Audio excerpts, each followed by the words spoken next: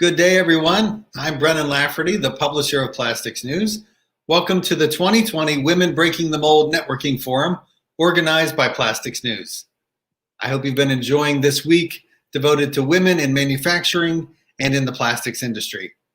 And I welcome you to Ask the HR Manager. Our speaker this morning is Nikki Kallick. Nikki is an expert with more than 25 years of experience, and she currently serves as Chief Human Resources Officer at Crane Communications, which is the same company that owns Plastics News. Now, Nikki led our Human Resource Skills workshop on Tuesday. That workshop focused on some practical day-to-day insight and advice. Today's session tackles some larger issues, such as diversity and inclusion, the workplace after COVID, the Metoo movement, and more. We welcome your questions throughout this session, and we're going to run this a little bit differently than other sessions. Today, I'll introduce a topic and ask Nikki her thoughts. And for you, the audience, you can submit questions at any time, the hope being that we will take your questions at the time they are submitted before moving on to our next topic. As always, you can email your questions to pnevents@crane.com. And we know there's a large amount of you watching this on social media, so you can send your questions in through LinkedIn, Facebook, or YouTube. With that, let's get started with our Ask the HR Manager session, and I'll welcome to the screen/stage Nikki Kallick of Crane Communications. Hey, Nikki.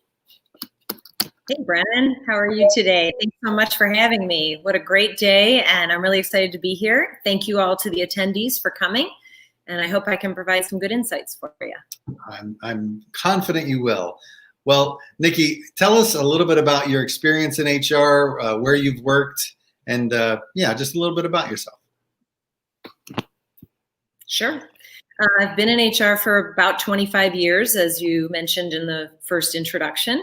I actually started my career in healthcare, in human resources at a healthcare organization in Detroit, a big hospital chain that has since been absorbed and merged with another hospital chain. I actually worked as a representative on the HR team that interfaced with the union and the union stewards, and I dealt with unfair labor practice charges and things of that nature, and have since moved into more professional office environment type organizations, professional services companies, advertising, marketing, and then as of late with Crane. And my experience has spanned really all the facets of HR, not just the people talent side of it, but benefits administration and understanding how to manage costs around benefits and payroll and all kinds of areas of HR. So it's been an amazing, I've just had an amazing career, and I feel like I've had an amazing opportunity to learn a lot about HR, and I've seen some great examples of good practices and things that are not so great. So I've definitely seen a lot of different stuff. I'm sure you have. Yeah, HR is a lot more complicated than people realize. They think of it's mostly about hiring and firing people, but bigger than that. Very. Well, let's dive into our first topic. I've kind of bucketed these in 4 different buckets. The first being diversity and inclusion and belonging. It's on a lot of people's minds. It's in the news media quite a bit, but let's not assume that everybody is familiar with it. So maybe at its basic level, can you just tell us what diversity and inclusion and belonging is? Yes. So diversity, inclusion, and belonging is actually an organization's attempt to create a more diverse workforce. But beyond creating a more diverse workforce, like recruiting more diverse talent and hiring more diverse talent, it's really about what does the culture look like to sustain that diverse talent, and how does it embrace that diverse talent so that the talent feels like they're part of something that can help them grow their career, that they feel like they belong, and that they have equitable access to resources and training. So what it is not is a bunch of one-off sort of initiatives that address diversity and inclusion in very segmented categories. It's really looking at your culture and trying to create a culture that is welcoming of diverse talent. And diversity can mean many different things. It can mean people of color in underrepresented categories, but it also can mean folks with different sexual orientation preferences, with different disabilities potentially, either visible or not.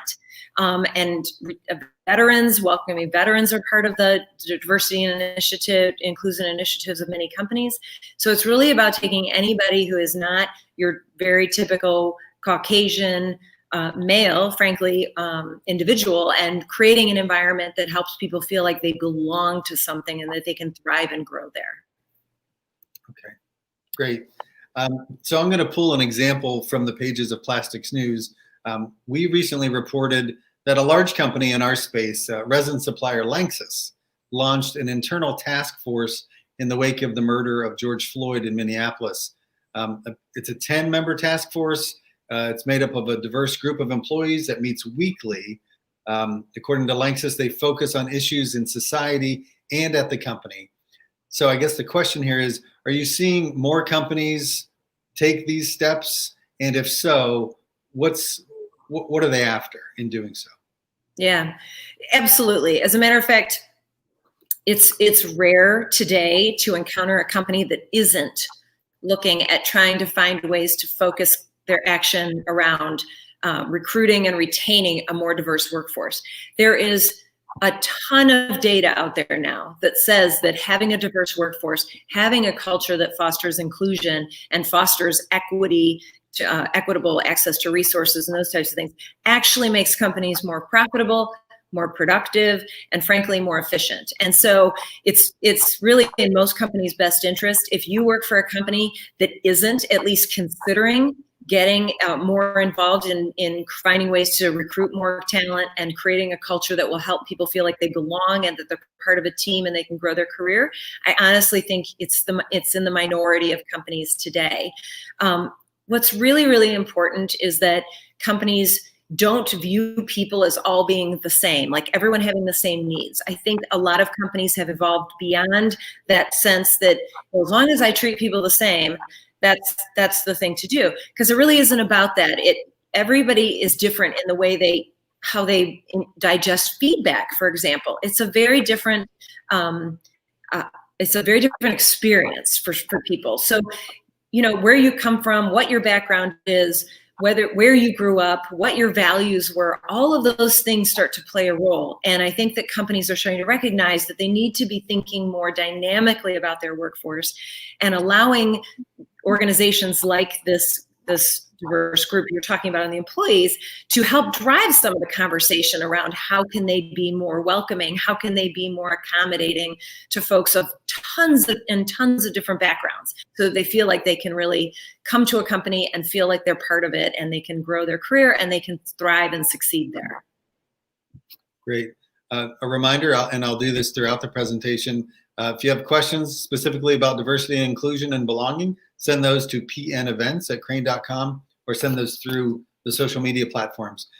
So, Nikki, can you talk a little bit about some of the hurdles that you've seen yourself in addressing diversity and inclusion at the workplace, or that you've read about, about? Because I can't imagine it's easy. It really isn't easy, because honestly, everyone's perspective on the necessity for diversity, equity, inclusion, those activities is a very different experience for a lot of people. And even at Crane, in our own experience, we have found that there's a very wide gap between viewpoints. Some people feel like Crane needs to be doing a lot more in terms of activity and making a more conscious effort to attract and retain talent. And other people very clearly feel like it's great. It's great the way it is. I feel very included. It's good. And so everyone's experience is very individualized. And so it's, I think, a more important thing to think about, how do you get that buy-in so that your organization is cognizant and aware of things that they can be doing to improve the employee culture, that people can feel like they're part of something bigger than them. Leadership buy-in is often one of the most difficult hurdles to any company getting a great DEI program in place, because honestly, and I don't think it's because most leaders out there are are opposed to it. I think it's more that it is such a sensitive topic, especially today, in light of the social unrest that's been going on throughout the U.S. this year, that it's more of a fear. It's more driven by fear and apprehension. And you can get in this state of analysis paralysis. I'm sure you've heard that before, where you spend time analyzing all the different ways that you could create D&I activity in your organization, and you can spend time reading the data and are we sufficiently diversified, and or do we need to grow that diversity, and how do we do it? And it's very difficult to get a buy-in at a similar level across the organization. It is a very sensitive topic, and large companies are often able to create entire departments that are dedicated to creating activity and creating initiatives around the organization to foster that awareness and create that understanding. Smaller organizations, it's usually part of an HR company's, an HR department's responsibility to roll out those initiatives and to frankly keep it going, because it isn't a one and done kind of thing. It has to be an ongoing, conscious address that you're making to the organization at any given time, and it's going to evolve over time. So I think the two of the biggest hurdles are getting that unified buy-in across the organization, and secondarily, it's resources. How do you commit the resources to make it a priority and make sure that it's getting addressed on an ongoing basis? Right. Yeah, I know a medium-sized company within the plastics industry, meaning 400 employees or so. They have a pretty robust D&I program that was run by their human resources department, and now they are hiring someone specifically to run their D&I. So yeah. And I have heard of organizations that they have their D&I person or team as a carve-out sort of department, which I think is obviously great to have a dedicated group of resources against these types of really important initiatives, but they do have to partner very closely with the HR team if they're not embedded in it, because HR is really what's driving employment branding opportunities, recruiting, other manager development programs, training and development, career pathing, and those two things must go together in order to be successful. Right. So can you talk a little bit in specifics about the benefits of them? And specifically what I'm thinking is, can you talk, what are some of the short-term benefits and then the longer term? So the short-term benefits, I think, is that frankly, you show that you care by creating these opportunities and communicating to the organization about the importance of DE&I, and then actually following it up with real either training programs or recruiting effort programs that you're actively out there recruiting top talent and making an effort to get the right types of candidates who will succeed in your experience necessary to be successful. But you're targeting associations and organizations for folks in different minority groups so that you can diversify your workforce as much as possible. It makes people feel good. It makes people feel like my employer cares about me, my employer cares about the success of this organization, and my employer cares about the happiness of the employees. So it has a very short-term, quick impact goal. However, I think a lot of companies have moved really fast this year in the wake of the situation with George Floyd and his murder. I think they moved really quick and fast, and a lot of them did feel a backlash. Like people were like, okay, just slow down. Like let's just reevaluate things. And so you have to sort of balance what is appropriate for your culture, what is working, what isn't working, instead of trying to do everything all at once. But as a long-term benefit, it is really important for companies to know that it isn't just going to help your productivity and your revenue. It is going to do those things. But if you don't make those investments in diversifying talent and keeping and motivating that talent, what is going to end up happening is you will not be able to attract the best talent. And I say that with all confidence, because honestly, today's generation of workforce, baby boomers are on their way out. Gen Xers, that's me. I'm within, hopefully within 15 years of retiring.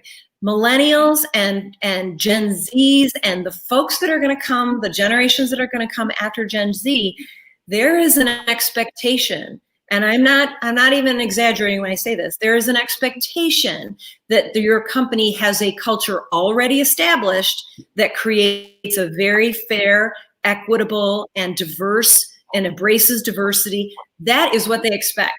They don't want to know that you've just put in a program in place where you're going to start to attract diverse talent. They don't want to know that you're just thinking about training managers so that they can help unify teams and resolve conflict. They expect that it's already going to exist, and you will not be able to attract the top talent if you don't make these efforts today.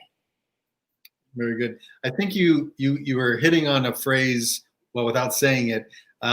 I've talked to some people in the industry about this, the diversity dividend. Can you talk a little bit about what people mean when they use that phrase? Yeah, honestly, almost every organization I've worked for throughout my career, every time the topic of diversity and inclusion efforts or initiatives or putting an emphasis on it has come up, it almost always gets tabled in the wake of something that comes up unexpectedly. It could be an economic recession, and so all of a sudden you shut down all of your spending. So maybe it's driven by that. It can be because leadership isn't ready, or they don't feel like it's a priority. Maybe there's another priority, like we need to reevaluate our benefit offerings and we need to focus on that. It always seems to get tabled. And as a result, because it's been tabled decade after decade after decade, I think in America, we have built up a huge dividend, or a deficit, so to speak, of diversity work, the work we need to do to create a more unifying and equitable culture for our employees to thrive in. And it's really unfortunate, but that's the situation that most companies are in. They just, doing it now, you should have done it 30 years ago, right? But again, for one reason or another, a lot of companies have not been able to do that from resource constraints or leadership buy-in or whatever it is. But there's a lot of different reasons why it's happened. And unfortunately, that does leave a lot of companies at a distinct disadvantage at this point. Okay, wonderful. Thank you for that insight. Let's switch topics. Let's talk a little bit about the workplace after COVID. Let's imagine that happy place for a moment when there's a vaccine widely available and distributed. We know that Pfizer and Moderna and other companies are making progress on vaccines. Let's assume that distribution goes very well, and at some point, possibly in a year, many offices that are not just essential are safe and people are back. Here's the question: how do you think office life changes post-COVID? I think it's going to change in a number of ways. And let me just say that I would say I hope it changes in the way that I would like to see it change. I don't have a crystal ball, so I don't know for sure. And I know it will be different by industry, by company, frankly. But here's what I'm hearing around when I talk to candidates now. It's funny because I was actually just having an interview yesterday with a woman that we're considering hiring as a director of conferences for one of our brands. And one of the things that she said is, what does post-COVID look like to you? And I said, here's what I think it needs to be. The genie is out of the bottle, right? For many, many office jobs, and I say that very specifically about office jobs, it has been proven that most people can be, at least very individually, in their individual role, very productive working remotely. And you can't stuff that genie back in the bottle, I think, at this point, to be honest with you. And what we should be doing as employers is starting to think creatively about how should the workplace support and enhance the way remote teams are going to operate, right? So maybe they won't stay remote 100% of the time, but I do think if we're smart, because again, it's going to become a recruiting essential, is that we have an environment that has a lot of flexibility, because work-life balance, and I use that term very loosely because I don't think it actually exists. Technology today has created an environment in which you at best can get work-life integration.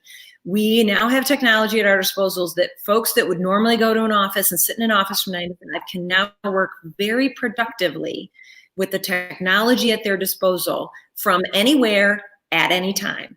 And COVID reinforced that belief that existed, honestly. In very many ways, that's true. Now, if you're in a manufacturing environment or in a retail environment, that's a very different story. There's going to be a need for people to be on site.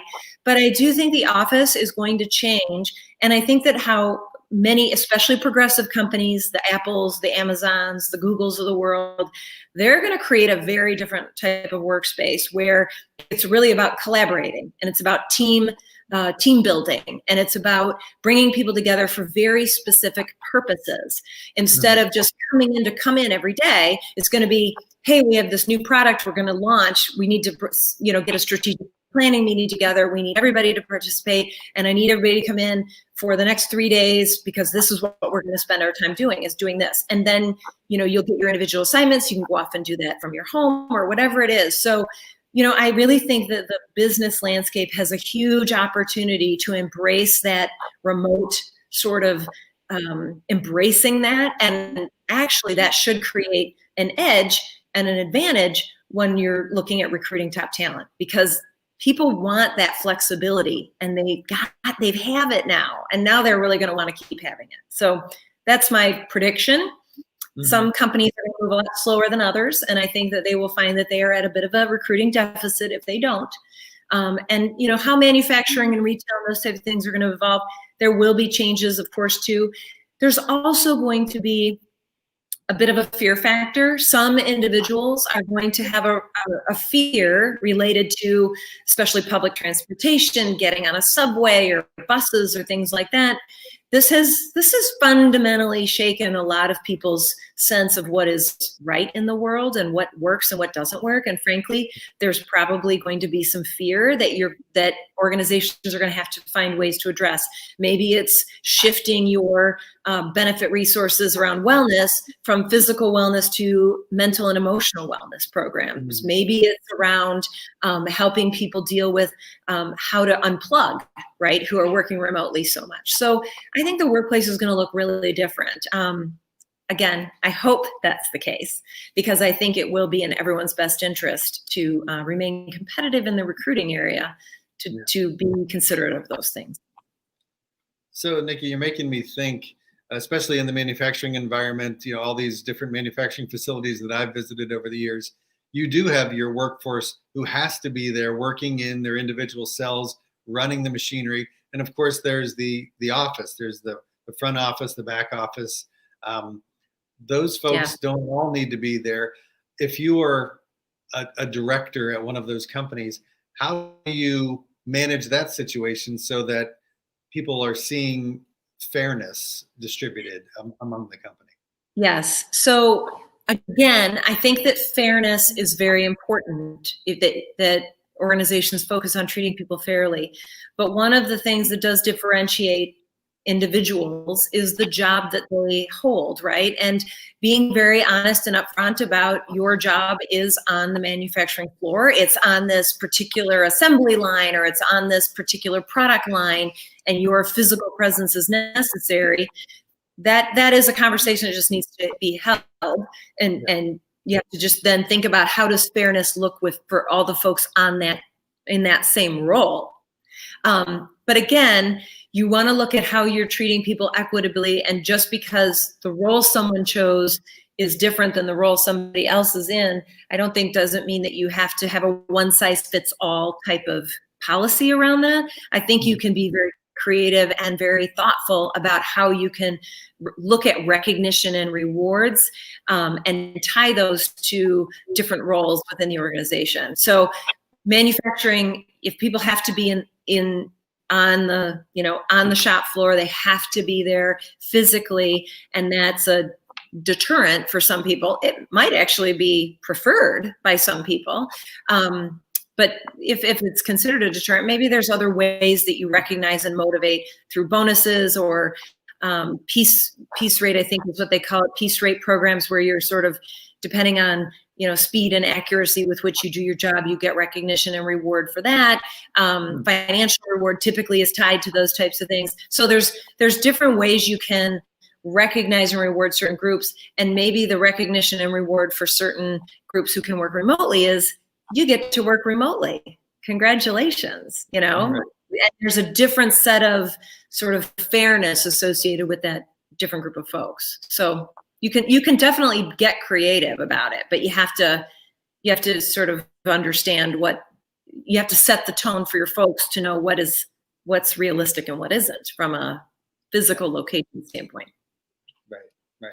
Okay, let's talk a little bit about those remote workers. So what traits in a candidate become more important when you're looking for remote workers, and how do you screen for those? We're doing so much screening.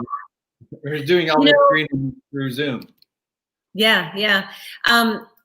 Unfortunately, interviewing is still a bit of a what's the word? It's a bit of a art and less of a science, right? I mean, it is what it is. But I think that, one of the things that, you don't want to go, what you don't want to do is say to yourself, okay, my whole team is now remote. So I'm going to interview candidates who only like to work individually, who are only like to, are introverted and don't need social gatherings to feel good about their work, because then you end up with sort of everybody who has a very similar style and a very similar perhaps their preferences on the way they work and how they work.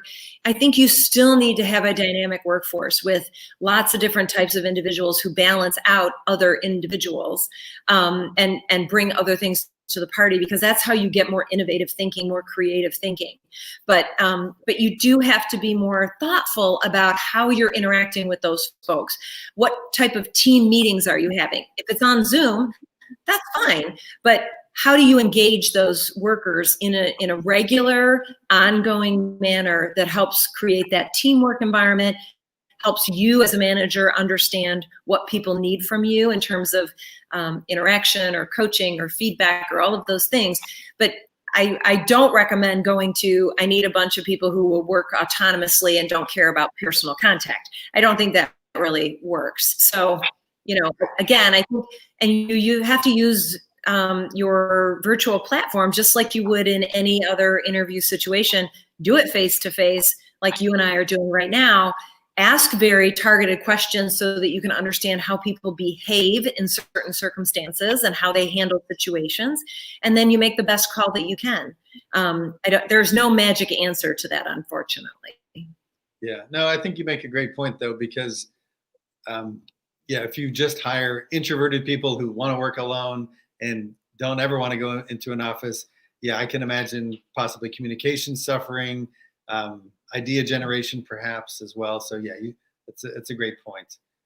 We are getting some questions in on email, so thank you to our viewers out there. pnevents@crane.com or through your social media platform, send those in. So Nick, here's a question.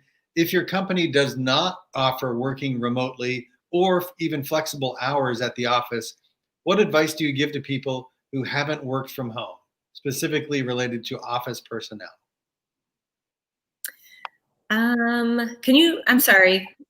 Can you repeat the question? I'm not sure I understand fully the question. Yeah, I'm not sure either. If your company does not offer working remotely or flexible hours in the office, what advice do you give to people who haven't worked from home? And then this is part 2 of that. How can we go about showing our upper management that we can be just as productive at home working remotely? There we go. As we can in the office. Changing the perspective of upper management has been challenging with this, even through COVID.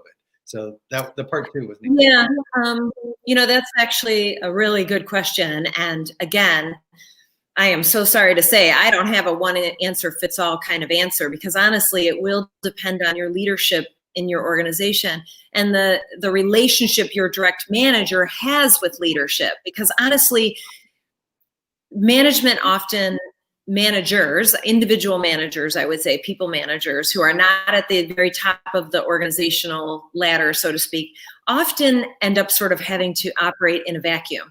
They don't get the same kind of communication that a CEO gives to his or her direct reports often.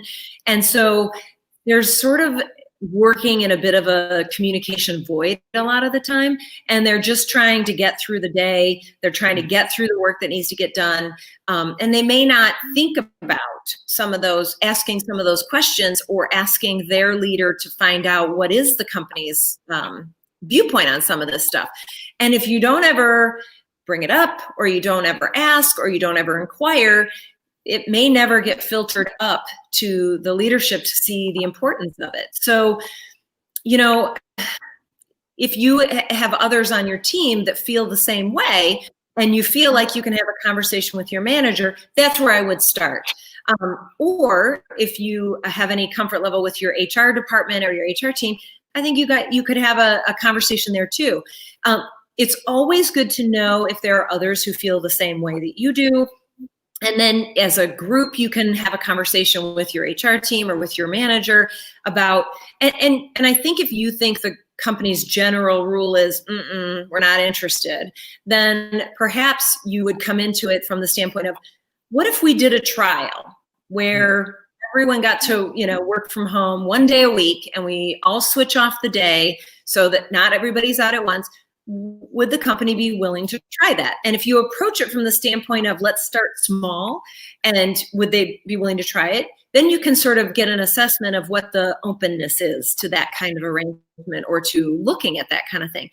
Some companies are they have a very strong culture they've built a very strong culture in terms of the way people's work habits are and things like that. And if they may not be willing to change. So I think you have to sort of decide what's most important to you, and decide if that's the place for you, if they aren't willing to make those adjustments. And it is very critical to your happiness, your livelihood, your satisfaction at work. You have to sort of make those determinations individually. But I think it's worth having a conversation with your manager just to see if they're willing to even consider a trial basis and see how it goes, right? So you start small and see how you can build on that. That's how things happened at Crane.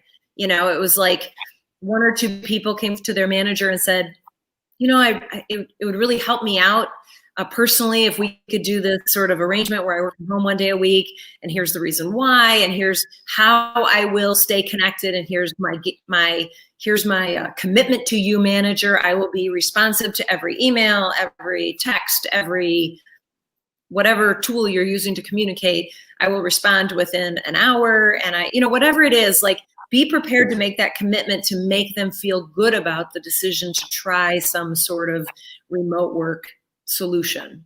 So those are some tips I would offer. Yeah. And, speaking personally, I used to be one of those managers who thought never, would we have people working from home who, weren't salespeople, who lived out on the West Coast or in Chicago. My perspective has flipped 180. I now don't feel that way at all. I'm very comfortable with our staff spread out in their homes right now. And the lure of the office and the collaboration, we miss a little bit of that for sure. But I think we make up for it with many more meetings than we've ever had. So I can feel for the person asking this question, because I'm imagining, because of the makeup of our industry, there are a lot of older men who are used to having their entire staff around them. And even the industry was deemed essential, depending on what you were making with the resin, many of them were deemed essential. So they've not experienced what, whatever 90% of the US and the world has experienced with remote workers. So I can understand what the questioner might be having some issues, but I think your idea of a trial is a good one. I feel like it never hurts to ask, right? And if you ask in a way that isn't overly demanding, and it's more of a request, and you're respectful and professional about it, you may be surprised by the answer you get. There may be a willingness to give it a try. It can't hurt to ask. Right. And because, what I've experienced and what I've read too is, when you have remote staff, you see their output. You don't get the warm fuzzies, perhaps, or the negative of working with people in the office. But there's no doubt that what someone's doing, because all you see is the output of their work. And yeah, that trial will tell a lot, I think. Mm-hmm. I agree. Yeah. Yeah. Okay, Nikki, another question. For those job hunters out there, do you think it's more difficult to find a job now or switch to a different company? What's the what are you hearing about job So search? it absolutely will depend on the industry that you're in and what your profession is. Honestly, I have been surprised and I guess not surprised that our industry, Brennan, the media industry, Right. granted there were layoffs at many of the daily newspapers, the big ones, even the New York Times, the Tribune, stuff like that, early on in the pandemic. But by and large, it has very much adjusted business as usual. And we're seeing very normal voluntary turnover now. So I know that people are getting jobs in other, at least on the B2B media side, it's happening for folks. So, but obviously certain industries have been hit very hard by COVID, and airlines, like, the idea of leaving an airline, if you still have your job, it's probably not wise to start looking for another job. And to Brennan's point just a few minutes ago, if you are working in an essential industry and you want to go look at another opportunity, I think you probably would be in pretty good shape if you're considered an essential, an essential worker in an essential field. So I don't know that for sure because I'm not in the plastics industry. So please don't, bank on that. But I do think that it really depends on the industry that you're in. But we're seeing, quite a bit of job transient sort of activity happening in many of the fields that I kind of thought would stay put for a while. We're starting to see a lot more activity pick up where people are voluntarily leaving to go to other jobs. So, companies still have to operate. They still have to hire talent. They still have to replace people that leave. So that's going to exist at some point. And again, it kind of just depends on what your field is, what your expertise is. Right. Yeah, that's the truth. So here's a question that came in through one of our LinkedIn viewers. Is it necessary to change companies after a certain period of time to have personal growth? Any thoughts on that? Yep. You probably are going to be sick of me saying this, but again, I think it's going to really depend on the organization that you're in. So if you're in a very large organization that has lots of different departments, lots of different levels of position, I think you can stay, move up the ranks probably fairly easily. But if you're at a smaller company, a few hundred employees and it's pretty flat organization, or you are on a very small team and there isn't a lot of opportunity to move up, then yes, I think that can hinder your professional development. At least it depends on what your definition of professional development is, because some folks, professional development is climbing the corporate ladder. I get promoted, I move up, my title changes, my compensation goes up, I manage people, then I manage more people, and then I manage whole departments. And so for some people, that's professional development. But for other people, professional development is, have I learned a new skill recently? Have I learned how to use a new tool available to me? Have I learned what's the new cutting edge thing going on in my field? And have I learned that? Have I taken on more responsibility in my existing role? Have I led projects that I didn't do before? Those are all ways that people can develop professionally and feel very fulfilled in their career. So first, I think you have to ask yourself, what is professional development to me? And then I think you have to look around your organization and ask questions. So, when I first came to Crane, I would hear people say, well, I didn't know what my next step was, so I'm leaving Crane. But they never bothered to ask anybody, what's my next step? Or how can I continue to grow? How can you help me develop new skills that will be helpful in the workplace whether I stay or I go? And those are questions I think you owe yourself to ask your manager, ask your HR department, and get feedback, because I guarantee you, companies want to hold on to really good talent. It's hard to replace top talent when it leaves. It's really hard, and it's costly. It's time consuming. It is a drain on others who have to pick up the slack. So companies prefer to have people stay. If you're good at what you do, they want you to stay. So you have nothing to lose by asking, what's my next step? How can I continue to grow in my career here? A really good manager, if there isn't opportunity, will tell you that you've reached your potential, that you've reached your maximum. This is as much as I can help you. But if there's ways I can continue to help you develop skills that will make you more marketable outside the company, I'm happy to do that. Like that's a really good manager. That's a really good company to work for, who's willing to keep investing. I have this saying, I heard this quote once that said something like, managers will say to me, well, what if I train my employees and they all leave? And then the response was, well, what if you don't train all your employees and they stay? That's not either, right? So it's in everybody's best interest, companies and yours as well, to invest in people's development. So just think about that when you think about your career. Now, I will say one thing about, and I hope nobody who owns a company hates me for saying this, but I do think if you stay at one company for too long, and when I say too long, I myself have been with Crane for 12 years, that I tend to be a person that sticks. I go to a company and I stay for 10 years typically, or more. But 30 years at one company can be seen as it's complacency, or it's you're afraid of change or things like that. But if you are growing and you can demonstrate to another employer that while I was there for 30 years, I learned these things and I was trained on these things and I had this growth in my development, then I think you can offset that. So it's a double-edged sword a little bit. So you have to sort of actively be thinking about your professional development and actively asking for what you can do to continue to grow and develop and be marketable. So that's the best advice. Yeah, sounds like a great conversation to have either in your annual evaluation, or if that's come and gone, bring it up to your manager, like you said. For sure.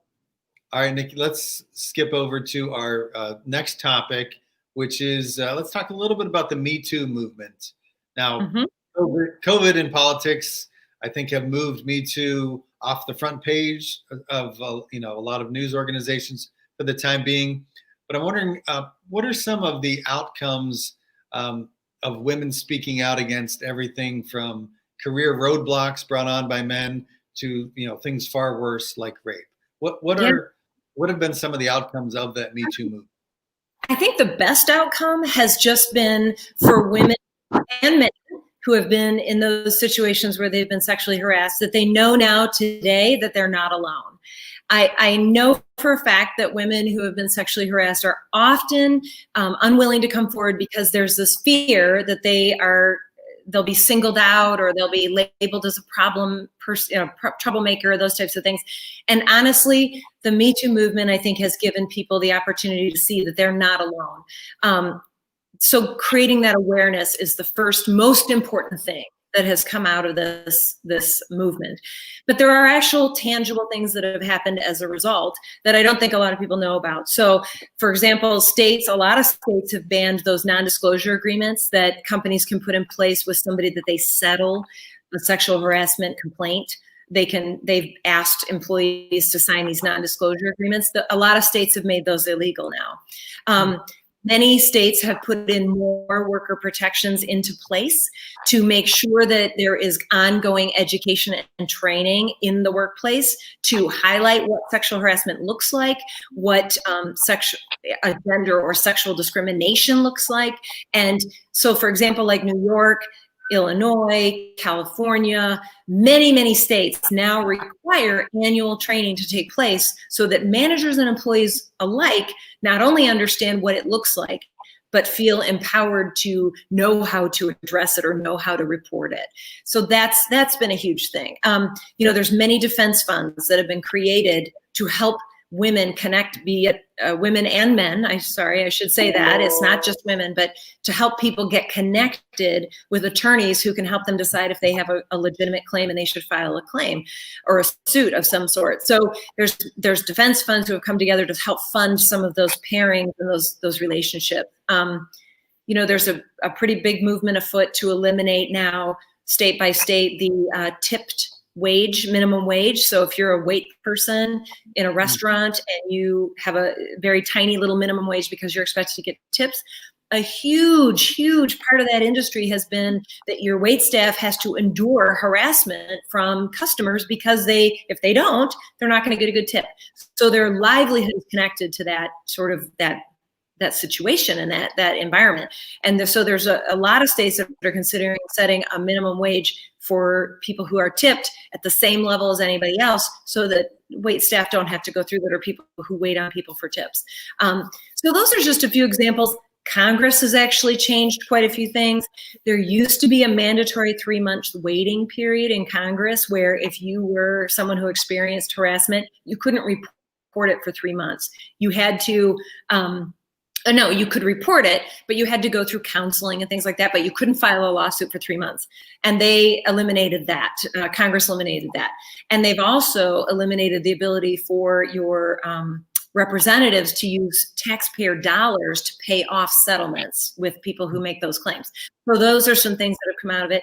And frankly, some of the victims of some of these big scandals like the Larry Nassar situation, they're starting to get restitution. They're starting to see financial restitution. So all in all, there's a lot more awareness and there's a lot more opportunity, I think, for people to not feel like they have to hide from these things anymore. They can bring it up and they can pursue those, getting those situations rectified. And that's what I think is the best outcome.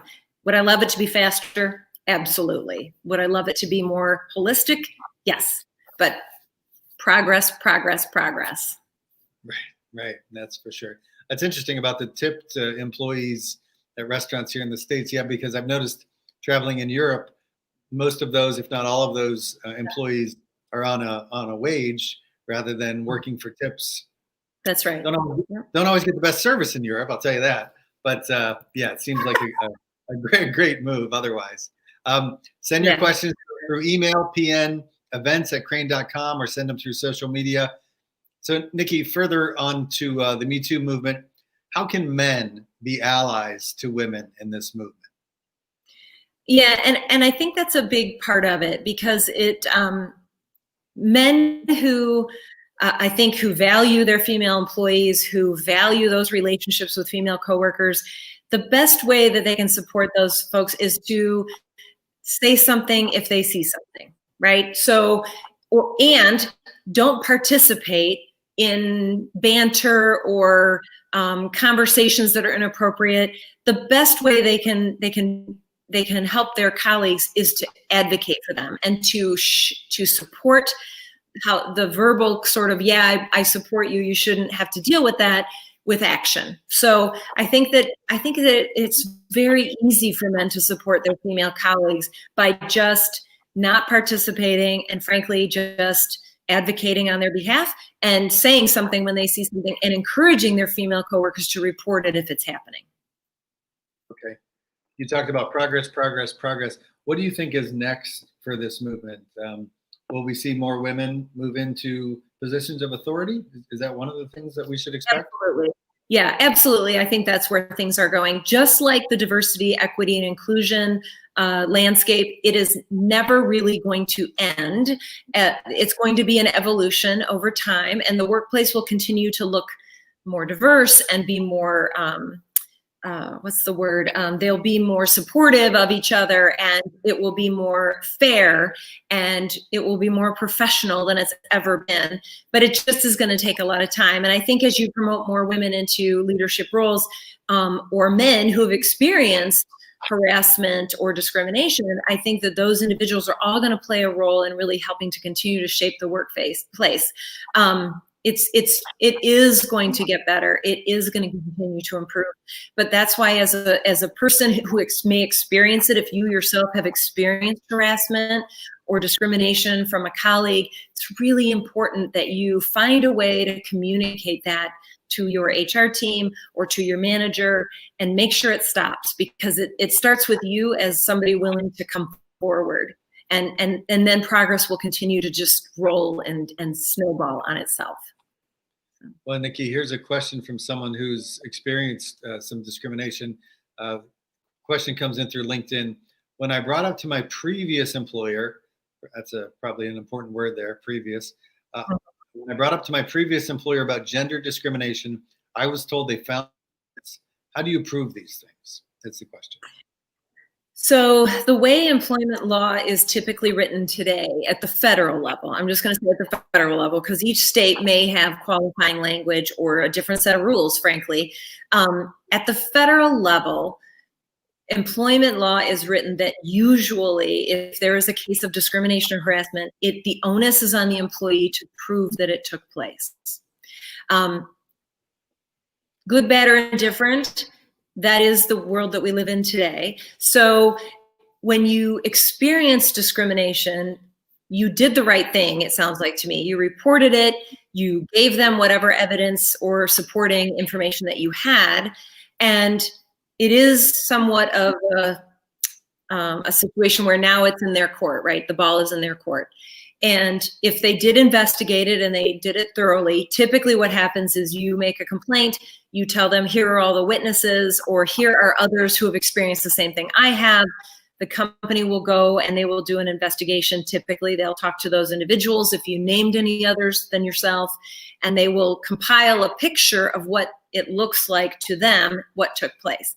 Don't assume, too, that just because you reported it and the person that was the harasser, if they're still employed, don't assume that they weren't counseled or they weren't disciplined or they weren't, it wasn't addressed with them in some manner. Because oftentimes that happens and you're not necessarily told exactly what takes place because the company is trying to protect the confidentiality of everyone, right? Respect the privacy and the rights of everyone in the workplace. So now if they told you it didn't happen and there was no evidence, they may truly feel like there wasn't any evidence. And it sounds like you did what a lot of people would do, is you left the organization and went somewhere else. Proving these things would require things like emails or written communication or witnesses that can attest to the situation. Those are the types of things that most companies would look at as proof. So, if you have those types of opportunities to take screenshots or download text exchanges or keep those on your phone or whatever, those types of things can help you prove inappropriate behavior in those situations when it happens. Great. All right. Thank you for that. If you have more questions about discrimination at work or the Metoo movement, please send those. I am going to move on to a different topic, but again, if you have more questions about that, send those in. Nikki, let's go back to, we touched on this, but remote work teams. Yeah. What are some ways to get remote work teams engaged? If in fact, because you kind of hit on this, we're all different. We all have different levels of engagement. Some people, you got your super performers, whether they're in person or remote, and then you've got others who, fall somewhere, below that. How do you get everybody who's remote to be engaged? Yeah, I think the best way best way to do it is have some sort of regular coming together, whether it's a regular one-on-one check-in that you as a leader have with your direct reports, or you as a manager has with your direct reports, and then probably some sort of regular team come together. Maybe it's a monthly staff meeting that you have to just sort of communicate information about what's happening, progress on projects and tasks and those types of things.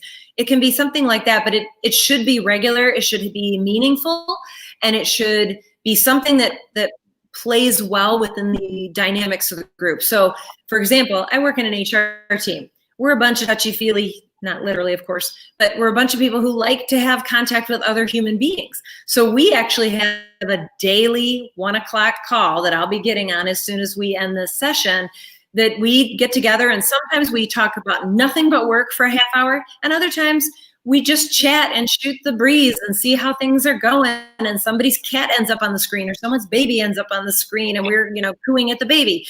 It's how my team likes to function.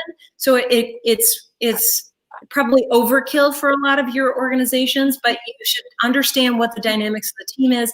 What do you think most people will get? What's the tipping point on where is the most likely number of get-togethers and in what format that people will be able to engage in and feel like they're part of a team, but it isn't exhausting. So you gotta kind of have to find that break-even point. So, but that's a good way to start it. Yeah, I agree. Yeah, my directors and me meet every morning at 9:00. That's not something we did before COVID every day. And then I'm meeting with our individual salespeople once a week. Again, we had a weekly sales meeting, and we deemed that sufficient in the past. Now that's not the case. There's many more meetings. So, all right. Technology is not going to fix all of our ills.